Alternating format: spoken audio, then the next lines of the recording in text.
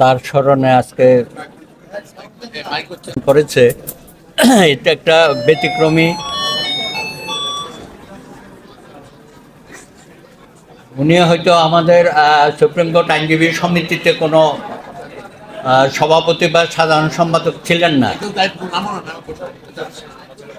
কিন্তু বিচারাঙ্গনে তার যে দীর্ঘ সময়ের পদচারণা এবং শেষ দিন পর্যন্ত আমাদের সারা দেশের আইনজীবীকে অত্যন্ত আপ্লুত করে এবং তার আচরণ এবং পেশাগত তার যে বৈশিষ্ট্য সকলকেই তিনি আকৃষ্ট করেছেন। তিনি সকলের সাথে অত্যন্ত খোলামেলা আলাপচারিতা করতেন, বন্ধুসুলভ আচরণ করতেন, সকলের সাথে যে তিনি বন্ধুসুলভভাবে মিশতে পারতেন এবং অসাধারণ একজন ব্যক্তিত্ব। তার পোশাক আশাক যদিও ব্রিটিশ কায়দা ছিল, কিন্তু খুবই সাধারণভাবে আমাদেরকে তিনি গ্রহণ করতেন এবং রাজনৈতিক দর্শনীয় ছিল এবং যে সম্মান এবং সুনামের সাথে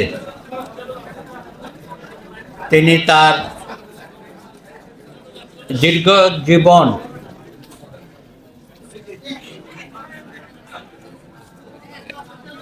অতিবাহিত করেছেন। আমরা যখন সুপ্রিম কোর্ট বারে জয়েন করি, প্রথম দিন থেকে ওনার সাথে আমার পরিচয়, কারণ আমার সিনিয়র ছিলেন ব্যারিস্টার এস.সি. দাস। তার সাথে অত্যন্ত বন্ধুসুলভ সম্পর্ক ছিল। উনি সবসময় আমাদেরকে কমরেড বলে সম্বোধন করতেন।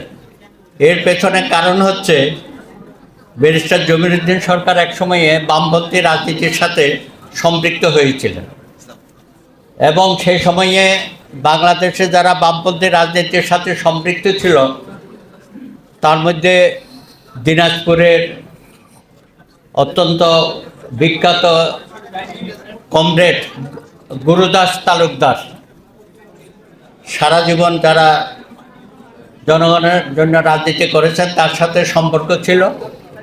এবং যেহেতু আমরা ছাত্র জীবনে বামপন্থী রাজনীতির সাথে সম্পৃক্ত হয়েছি, সেই কারণে ওনার সাথে আমাদের একটা সবসময় হৃদ্যতা ছিল।